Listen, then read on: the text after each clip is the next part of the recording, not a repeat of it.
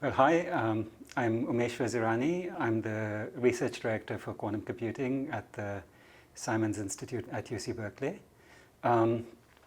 This summer we have an in-person summer cluster in quantum computing here, involving about 36 people. It's really been a much-needed break from Zoom, with intense discussions and coffee and cookies in person.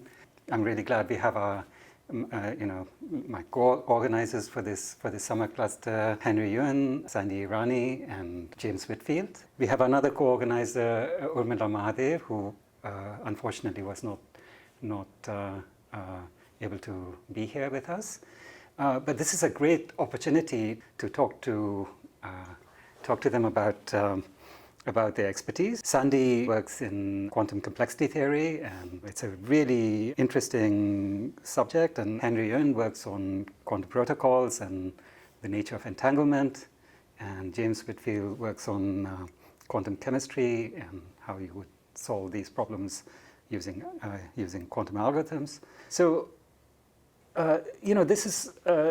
this is really an opportunity to ask them about.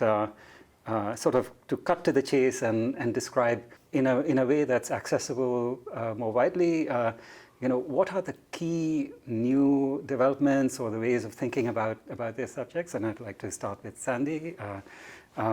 Just to pose the question a little more sharply. So in the early days of quantum computing, quantum complexity theory helped us, sort of orient ourselves because the capabilities of quantum computers were so alien to us, and quantum complexity theory helped to draw some lines and tell us what was possible, what was not possible. At this point, of course, quantum complexity theory is much more mature, and could you speak to where it sits and how does it relate to classical complexity theory, and is there much give and take between the two subjects, and what are the most interesting questions and issues there? Sure. So one of the cornerstone results in quantum complexity theory is from Kitaev, who introduced the class QMA, which is sort of the quantum analog of NP. And he defined the local Hamiltonian problem, which is a fundamental problem both for us as computer scientists and in physics. So the local Hamiltonian problem describes the quantum system and the energetics of that system. So you have a set of particles, and the Hamiltonian itself is a sum of terms, and each term describes the energy interaction between a small number of particles in the system. And the problem then is to find a global quantum state for your whole system with low energy, or the lowest energy. So it's usually phrased as a decision problem. Is the energy of this system potentially lower than some threshold? As computer scientists, it's a very attractive problem for us because it's just a natural quantum generalization of constraint satisfaction, which is a cornerstone and fundamental problem in the CS community. On the other side, it's also a foundational problem for condensed matter physicists. So a lot of the research effort in numerical many-body systems has been focused on finding the ground states of physically motivated Hamiltonians. So it's sort of the natural marriage of these two areas. And there's been a lot of interesting work studying the complexity of this problem. So Kitaev defined the class QMA, which is sort of the natural quantum analog of NP, and showed that local Hamiltonian is complete for this class. And since then, there's been a lot of work on hardness results, taking his original construction and making it more and more realistic, sort of closer and closer to the types of problems that physicists study, showing that, in general, we don't hope to have quantum algorithms that can solve these problems in their full generality. We know a lot less on the algorithm side. So, there are many very interesting classes of local Hamiltonians that are physically motivated that don't necessarily have an NP-hard problem embedded inside them. So, for example, a natural assumption about a physical system might be that the local terms between pairs of particles are all the same. We call that translation invariance. Many of the physically motivated systems have low particle dimension, they're qubits or, and is it possible to leverage these features to get provably good quantum algorithms? So there's no inherent complexity barrier to solving these problems efficiently. On the meantime, there's been a lot of activity now that we have this exciting era of NISQ computers within our grasp, of actually using these machines to solve local Hamiltonian. This is actually one of the potentially applications of these near-term machines. So there have been a lot of heuristics developed, a lot of methods for solving local Hamiltonian that look like they might work well on near-term computers, as well as algorithms that we think might work well in practice once we have more fault tolerance and larger computers to actually. But we don't know much about whether these will be provably, find the solution and efficient. But much like the world of constraint satisfaction, which has been, there's been a tremendous amount of work honing different techniques so that in practice, many of these problems are solvable. We expect the same thing to happen on the quantum side as well. So a lot of this work is sort of taking us closer and closer to, algorithms that work well on average or in practice. So so that will be an interesting development for sure. There are also, while there are sort of important parallels between classical and quantum complexity, there are also sort of stark differences. So, and this relates to a talk that Henry actually gave last couple of years ago when we were at the original Simon's workshop. We take it for granted that, in the classical world, that search and decision problems are sort of essentially the same thing. If I had an algorithm that could tell me if a CSP has a solution, I could use that to actually find the solution. The relationship in quantum is much more mysterious. So, you could ask, does this Hamiltonian have a state whose energy is less than a certain amount? But finding the state is a completely different question. And we don't even know how to leverage a decision problem to find that search problem. And so there's a lot of interesting questions around, when do quantum circuits exist, even with classical help, to produce states? We don't expect necessarily that every ground state of every local Hamiltonian is even constructible by a quantum circuit. So that is sort of an interesting and mysterious difference between the two that will, I think, be further explored. So can I just ask you a quick follow-up question before we move on? So what you're saying is that there's this basic question in complexity theory that classical complexity theory has been obsessed with for several decades now, which is constraint satisfaction or satisfiability, and the local Hamiltonian problem is a generalization of that, and maybe it's the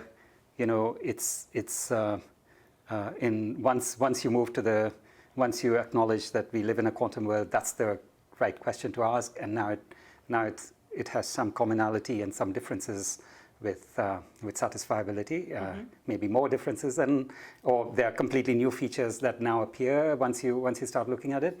So how much of a back and forth, how much of a conversation is there between classical complexity theory and quantum complexity theory, or is there, is there more and more? Are there more and more people who are now studying these quantum complexity theory?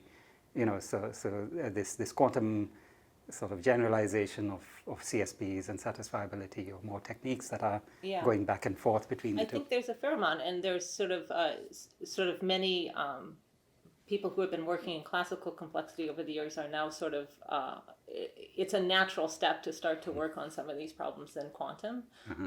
And then we find also that our physicist colleagues know a lot about complexity theory and have things to offer. So definitely the conversation is going in both directions. Very much so. Yeah. Isn't that exciting when it happens?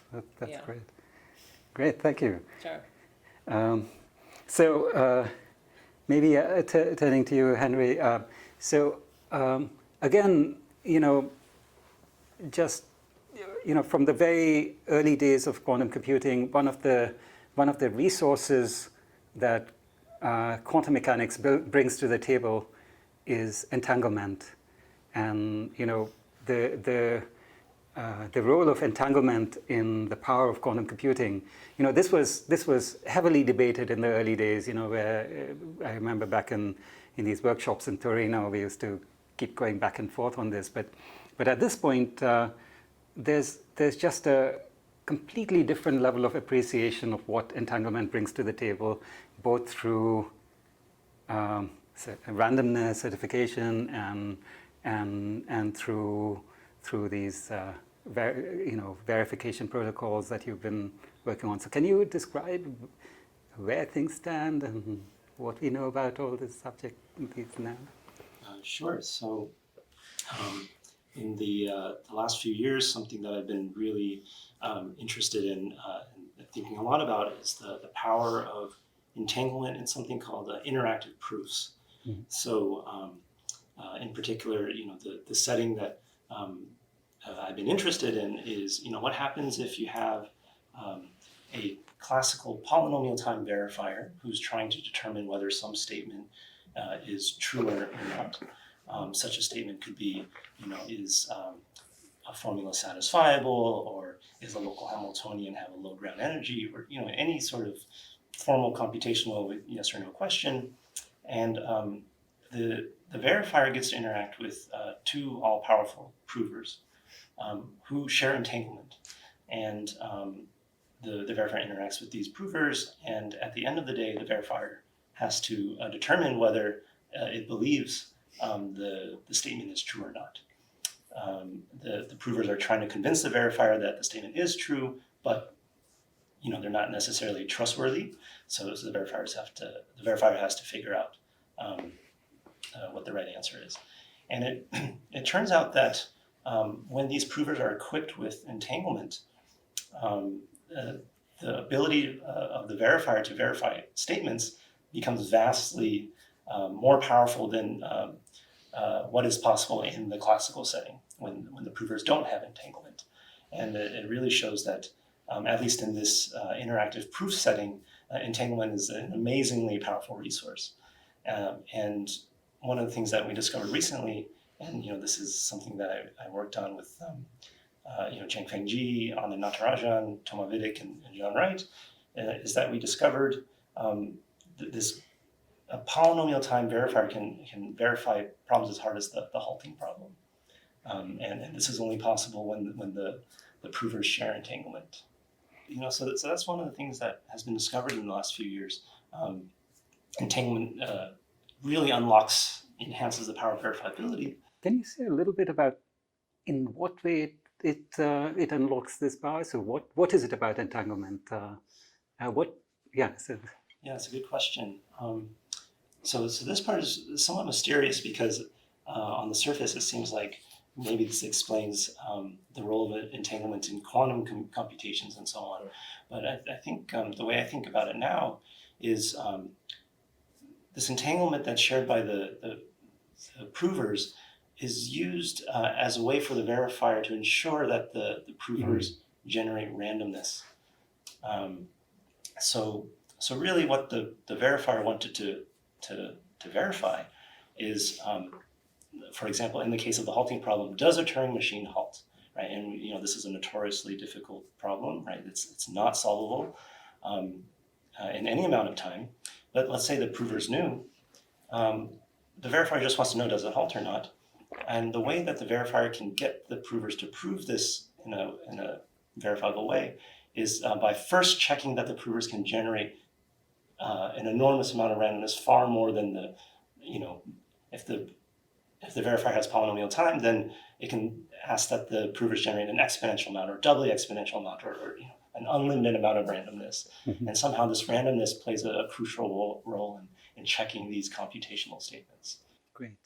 And so I guess there's another part of this story, which is that maybe even before we in quantum computing started wondering about this question about the power of entanglement, where does this come from, etc., that the mathematicians had gotten there first in terms of asking these questions, except they asked them in their own language, which which is quite different and maybe hidden from us. But can you say a little bit about the relationship and how that shows up?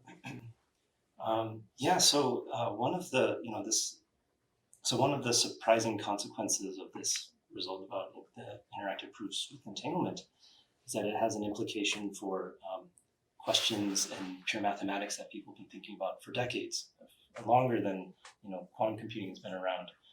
And in particular, there's this question known as Kahn embeddings problem.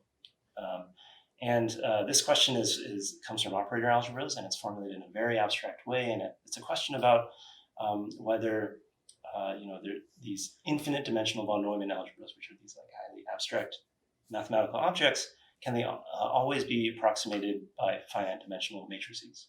Right. That's roughly the content of the question they were asking.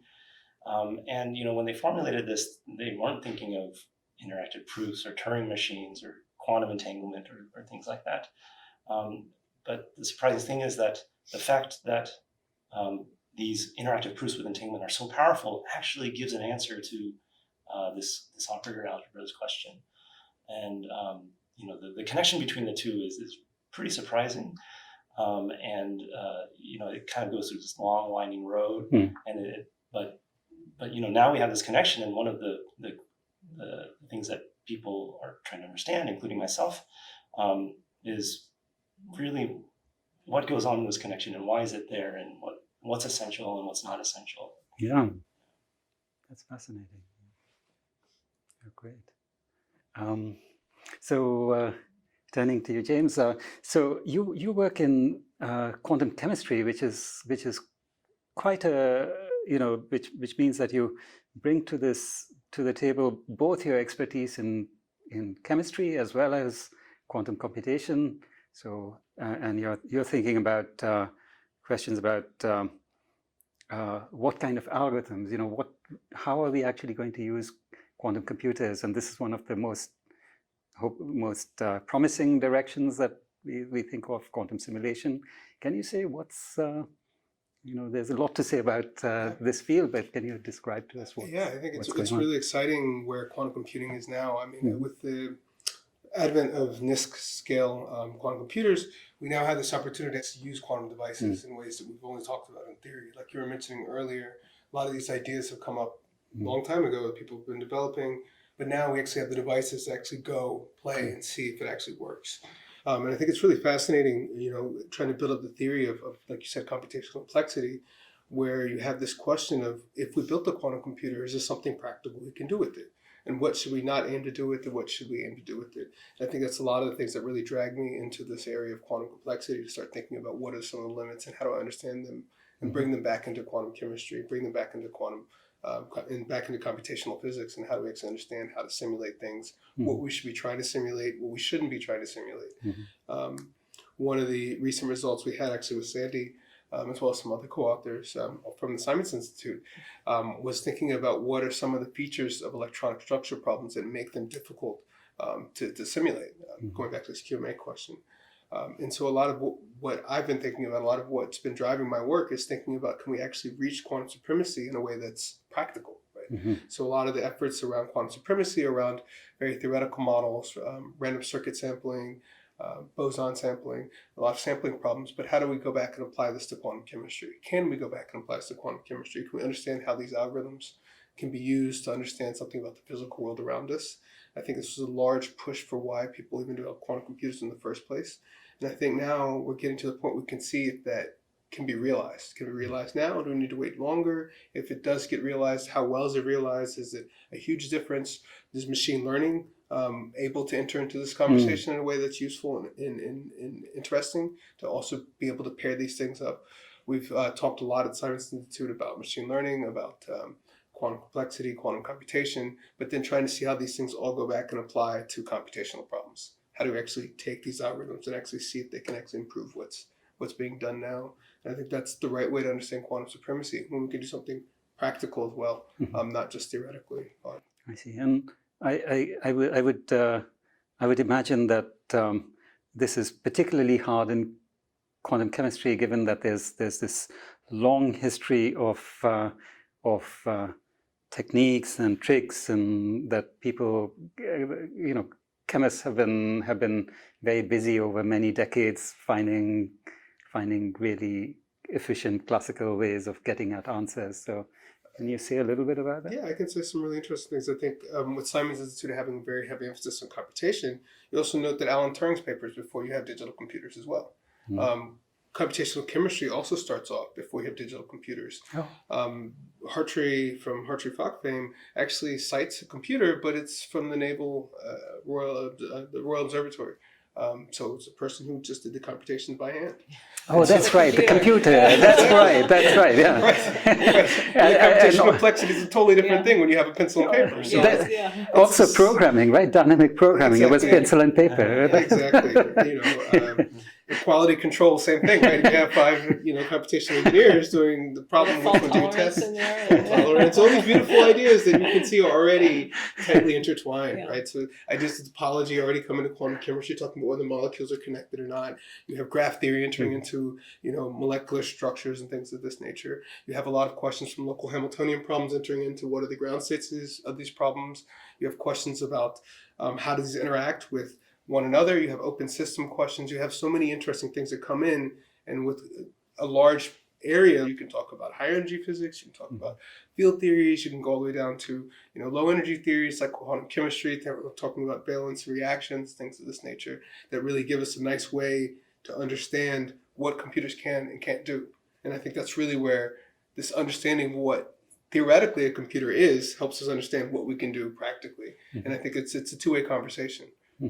Actually, speaking of the conversation, you said you and Sandy and others here at the Simons Institute started on this collaboration in our semester-long program last year. Yeah. The one where we sort of seem to have missed a year and something, but then we are continuing after a break that was enforced upon us. But maybe going back to that time when you started the collaboration, can you say what it took to sort of to cross these disciplinary boundaries, and how did you get together over this? Is there? I guess I think there's an aspect of it that the Simons Institute really brings together people with very different expertise. It gives people a good chance to mix and talk and discuss things. And so it was really nice. They just said, hey, what are you thinking about? And then we just started discussing from there and started building out what are some interesting ideas, what are some interesting points of overlap, what are some problems we can actually make progress on, and kind of define it that way over the course of almost a year, right? Right, yeah. So we met over Zoom and then just kind of resumed our weekly meetings here in person, which is really nice. So you started in person, switched to Zoom and then back to being in person. Yeah. But, I'm interested in, the complexity when are local Hamiltonians hard? And, it's sort of an open question. These very specialized Hamiltonians that come from molecular structure, do they remain hard, or is there enough structure to actually solve them efficiently? So it made a lot of sense to sort of, talk to someone who has some field knowledge of this this area. So it was kind of a natural collaboration. So that's really nice. Yeah. Can I ask a question? Yes. So I'm kind of curious. So I guess you've come from the chemistry. Your background's in chemistry. Chemistry and math was my first degree. So in the world of chemistry, how do chemists think about quantum computers? Are they all excited about it? Or what's the? Yeah, that's a great question. I think there is excitement, but a lot of people are also very practical from quantum chemistry, from the community of chemists, right? They're really interested in something that works. So a lot of people are paying attention, and it's a question of whether or not it's worth the investment yet, right? So these noisy intermediate scale quantum computers really aren't going to solve any problems yet. So I think it's more people are just keeping their ear to the ground to see what's going on. At ACS, there's always a workshop about quantum computing where people come and talk about what's the latest and the greatest, right? You have a lot of efforts going on instead of variational quantum algorithms that's really around building quantum chemistry algorithms out. There's a lot of the code that's been built for using quantum computers has been around quantum chemistry as well. There's been a lot of things to import a lot of the classical methods into quantum. So I don't know that it's convincing that a bench chemist is going to learn how a quantum computer works, but it might be the case that a bench chemist would use a quantum computer with never knowing, right? So if we start having packages that are sophisticated enough to run quantum algorithms without anyone knowing, then Right. which one is a better answer? You don't actually care about how it got there. They right? just So, want the better, more accurate answer. yes, there's a lot of computational chemistry that's down to making tool sets. And you make the tool set, and then the person who wants to build something just grabs a hammer and gets to work. They don't need to know all the internals of it. And I think that's how quantum computing will be utilized primarily. I mean, with the advent of so many online access points to quantum computers, no one's having a personal quantum computer they program locally.